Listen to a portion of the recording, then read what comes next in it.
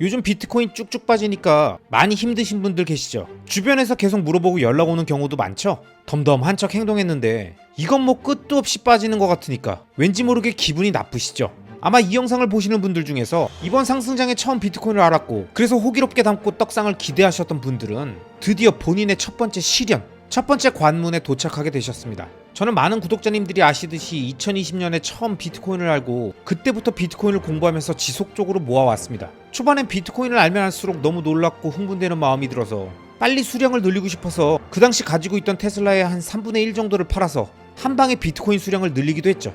그때가 2021년이었죠. 그리고 그때 이후로 비트코인은 급등과 급락을 반복하면서 2021년을 보내고 드디어 2022년의 대하락장으로 넘어왔죠. 저도 나름 2008년 금융위기 때도 투자해봤고 이런저런 하락장도 다 겪어봤지만 와, 살다 마이너스 80%를 맞는 그 무언가를 그것도 큰 비중으로 들고 두들겨 맞는 건 그때가 처음이었습니다. 사실 그땐 비트코인만 내리는 건 아니고 테슬라도 폭락하고 서울부동산도 쭉쭉 빠지는 시기였지만 암튼 색다른 경험이었죠. 그리고 그때 저는 가지고 있던 테슬라를 더 팔아서 비트코인과 테슬라의 비중을 5대5로 맞췄습니다. 둘 다 쭉쭉 빠지고 있었고 원래 리밸런싱 할 때는 가격의 이점을 보려고 하는 게 아니라 자산감 부의 이동이 목적이기 때문에 그냥 팍팍 테슬라 팔아서 비트코인으로 옮겼던 거죠. 그 당시까지만 해도 저는 테슬라 같은 미래의 유망한 미국 주식과 희소한 서울 부동산을 함께 보유해야 한다는 게 제가 생각하는 투자의 밸런스라고 믿고 있던 시기라서 나름 엄청나게 소중했던 테슬라 주식을 아까워하면서 팔았던 겁니다. 그리고 그 이후에도 2022년 말까지 비트코인은 계속 하락했죠. 그런데 그 당시 제가 비트코인과 주식, 부동산을 모두 갖고 있었음에도 불구하고 그나마 2022년에 잘했다고 생각했던 건 그 시기에 내 딸바님이나 아토믹님을 비롯한 여러 비트맥시 분들과 소통하면서 비트코인 공부를 계속 꾸준히 하면서 오르든 내리든 명목 화폐 기준의 가격에 요동치는 숫자가 아니라 비트코인이 갖는 그 의미를 조금이라도 더 이해하려고 했었다는 겁니다. 그러다 보니까 그 당시 고점 대비 80% 정도나 빠졌던 비트코인을 흔들리지 않고 매달 꾸준하게 살 수 있었고 보유했던 비트코인을 팔지 않고 온전히 지킬 수 있었습니다. 그렇게 비트코인이 2천만 원대였던 그 황금 같은 하락장을 보낸 후에 지속적으로 쭉 상승해서 지금까지 온 거죠. 저는 그 당시 쫄보라서 테슬라 다 팔 생각도 못했고 서울 부동산 팔고 다주택 포지션 정리할 생각도 상상만 했지 실행하지 못했었지만 그 당시 저보다 더 깊게 비트코인을 공부하고 자신의 시간과 열정과 에너지를 계속 쏟으면서 파고들었던 분들은 갖고 있던 주식도 팔고 부동산도 팔고 그걸 다 과감하게 비트코인으로 옮기고 비트맥시가 되셨습니다. 그것도 모두가 쫄아서 못 사고 있는 그 상황에서요. 그리고 역사는 그들이 옳았었음을 가격으로 증명해줬고 달라진 비트코인의 위상으로 확인시켜줬죠. 그런데 여러분 그거 아시죠? 그 당시 하락장의 비트코인에 대해 제대로 알지도 못하는 수많은 사람들이 비트맥시 욕하고 비트코이너 약 올리고 마이클 세일러 놀리고 조롱했던 거예요. 이게 지금 생각하면 굉장히 웃기지만 얼마나 놀렸었는지 마이클 세일러는 그랬던 사람들을 한 강연에서 트위터에 있던 트롤 같은 놈들이라고 했었죠.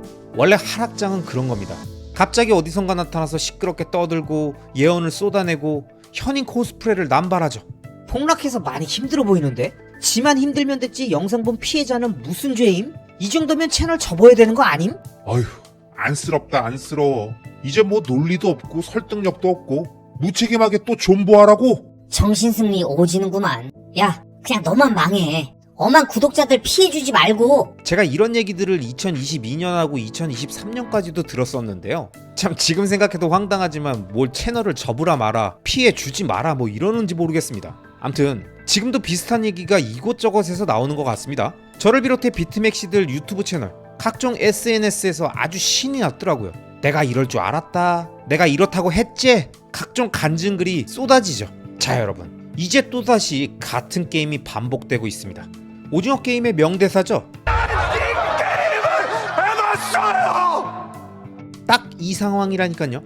여러분 2020년, 2021년에 비트코인을 알고 모으다가 2022년에 대하락장을 맞고 그 기간 동안에도 비트코인을 계속 모아왔던 사람들, 그 사람들은 그 이후에 어떻게 됐을지 업비트 열고 트레이딩뷰 열고 대충 차트 보면서 생각해 보세요. 그 사람들이 왜 지금 비트코인이 떨어져도 아무렇지 않은지 이해가 가십니까? 왜 2017년보다 2021년에 그리고 2025년에 비트코이너, 비트맥시들이 많아졌는지 이쯤 되면 감이 오셔야죠. 오징어 게임같이 변동성 큰 이 흐름을 한 번만이라도 경험해본 사람은, 그리고 그 기간을 정석으로 보냈던 사람은 도대체 얼마나 많은 안전마진이 쌓였을까 얼마나 비트코인 지식이 많이 쌓이고 내공이 깊어졌을까 생각해 보셨습니까? 이걸 한 번이라도 경험해 본 사람들은 지금 어느 정도 상황일까? 어느 정도의 여유가 있을까 생각해 보셔야죠. 이건 어려운 문제, 복잡한 계산이 아니잖아요. 그런데도 이런 사람들 놀리면 타격감이 있겠습니까? 여러분, 저는 이전 영상들에서 이번에 비트코인 처음 접하고 비트코인 처음 사는 사람들도 반감기 사이클 흐름에 따라서 비트 먹고 그 다음에 알트로 먹고 고점에서 팔고 밑에서 다시 잡아서 순환하게 만들겠다라는 그 말들은 다 헛소리라고 말했죠.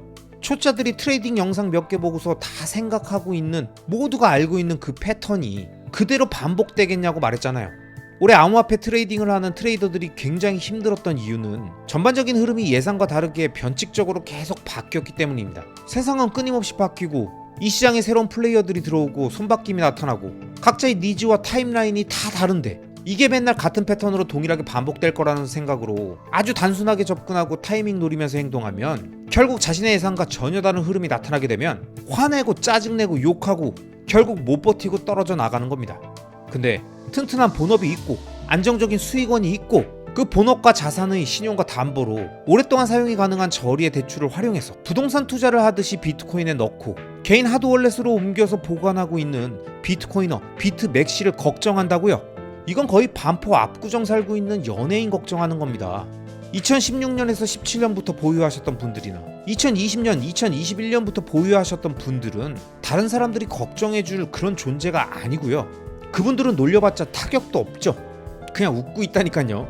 그나마 이번에 처음 비트코인을 사고 조금씩 알아가다가 하락장을 경험하신 분들은 당황스러울 수도 있고 무서울 테니까 이런 분들한테는 펀치가 팍팍 꽂혀 들어갈 겁니다. 하지만 제 채널의 구독자님들은 이런 인생에 아무 도움도 되지 않는 이야기들, 자신의 멘탈만 흔들고 아무것도 남지 않는 조롱, 비아냥, 놀림 이런 이야기들을 멀리하고 최대한 지금 같은 시기에 그동안 미뤄왔던 비트코인 공부를 많이 해보시길 바랍니다. 여러분, 제가 받고 비트코인 선배들이 봤잖아요.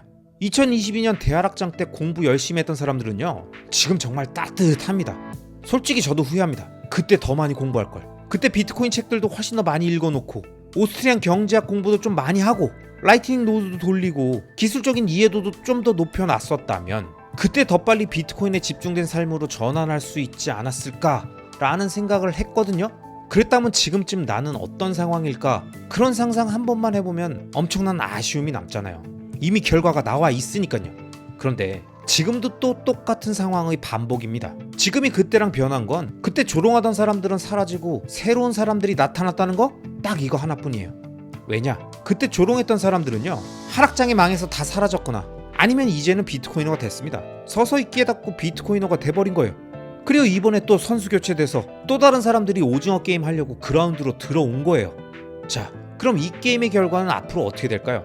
비트코인을 계속 보유하고 하락 구간을 이용해서 자신의 루틴을 지키면서 계속 모아간 사람들과 그런 사람들 조롱하고 비아냥대면서 엉뚱한 거 붙잡고 있으면서 시간을 보낸 사람들은 4년 후에 어떻게 되어 있을까요?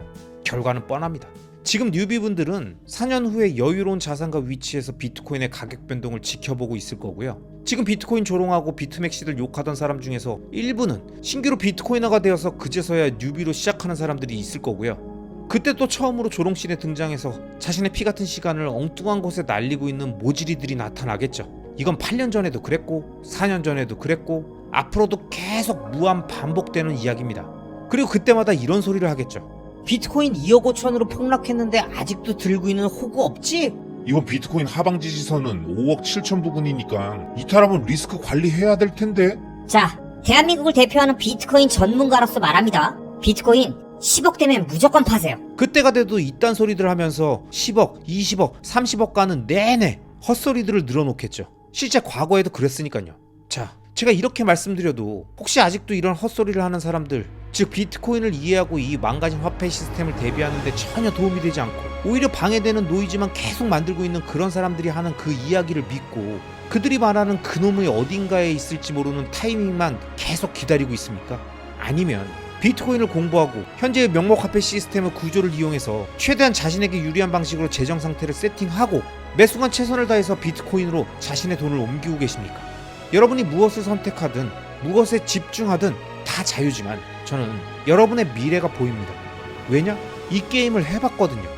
유동치는 자신의 마음, 그 아주 간사하고 기회주의적인 그 자신의 마음, 변심, 핑계, 주변의 시끄러운 소음들 이런 것들로부터 벗어나서 비트코인 선배들이 그랬고 제가 그랬듯이 여러분들도 이 소중한 하락 구간을 알차게 활용하고 스스로를 성장시키는 기회로 가져가시길 바라면서요. 앞으로도 저는 계속 이곳에서 중심을 잡고 영상을 만들어가고 있겠습니다. 아시겠죠? 그럼 오늘도 끝까지 시청해주신 모든 구독자님들을 리스펙합니다.